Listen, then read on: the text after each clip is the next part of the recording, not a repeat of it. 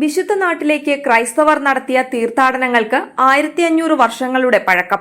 വടക്കൻ നെഗേവ് മരുഭൂമിയിൽ ബൈസന്റൈൻ കാലഘട്ടത്തിൽ കപ്പലുകൾ പ്രദർശിപ്പിക്കുന്ന ചുമർചിത്രങ്ങളുള്ള ഒരു പള്ളി ഉൾപ്പെടെ കണ്ടെത്തി. ഇസ്രായേൽ ആന്റിക്വിറ്റീസ് അതോറിറ്റിയാണ് പുതിയ കണ്ടെത്തൽ പുറത്തുവിട്ടത്. നഗരവിപുലീകരണ പദ്ധതിയുടെ പശ്ചാത്തലത്തിൽ ഇസ്രായേൽ പുരാവസ്തു അതോറിറ്റി വർഷങ്ങളായി ഖനനം നടത്തിയ ബെഡൂയിൽ നഗരമായ റാഹത്തിന്റെ തെക്ക് ഭാഗത്തായിരുന്നു കണ്ടെത്തൽ. ഖനനം ചെയ്ത സ്ഥലം ബൈസന്റൈൻ കാലഘട്ടത്തിന്റെ അവസാനത്തിലും ഇസ്ലാമിക കാലഘട്ടത്തിന്റെ തുടക്കത്തിലും വടക്കൻ നെഗേവ് മരുഭൂമിയിലെ വാസസ്ഥലമായിരുന്നുവെന്ന് റിപ്പോർട്ട് പറയുന്നു. കൗതുകമുണർത്തുന്ന ചില ചിത്രങ്ങൾ ഗാസ തുറമുഖത്തേക്ക് കപ്പലിൽ എത്തിയ ക്രിസ്ത്യൻ തീർത്ഥാടകർ ഉപേക്ഷിച്ചതാകാമെന്ന് ഗവേഷകർ നിരീക്ഷിക്കുന്നു.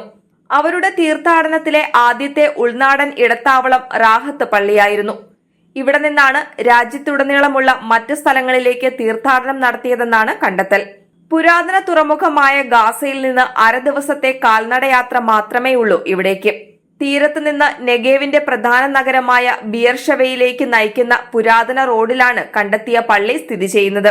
ജെറുസലേമിലെയും ബെത്ലഹേമിലെയും ക്രിസ്ത്യൻ പുണ്യസ്ഥലങ്ങളിലും നെഗേവ് കുന്നുകളിലും സീനായിലുമുള്ള ആശ്രമങ്ങളിലും എത്തിച്ചേരാൻ ക്രിസ്ത്യൻ തീർത്ഥാടകർ ഈ പാത തെരഞ്ഞെടുത്തുവെന്ന് ഉത്ഖനന ഡയറക്ടർമാരായ doctor Oren Shmueli, doctor Elena Kogan Sehavi, Israel പുരാവസ്തു അതോറിറ്റിക്ക് വേണ്ടി ഡോക്ടർ നോ David Michael, Haifa university of maritime civilizations ഡിപ്പാർട്ട്മെന്റിലെ പ്രൊഫസർ ഡെബോറ സിവിക്കൽ എന്നിവർ അറിയിച്ചു. പാറയിൽ വരച്ച കപ്പലുകൾ ഗാസ തുറമുഖത്തേക്ക് കപ്പലിൽ എത്തുന്ന ക്രിസ്ത്യൻ തീർത്ഥാടകരുടെ അഭിവാദ്യത്തിന്റെ പ്രതീകമാണ്. പള്ളി സന്ദർശിച്ച തീർത്ഥാടകർ അതിന്റെ ചുവരുകളിൽ കപ്പൽ ഡ്രോയിങ്ങുകളുടെ രൂപത്തിൽ അവരുടെ വ്യക്തിമുദ്ര പതിപ്പിച്ചു.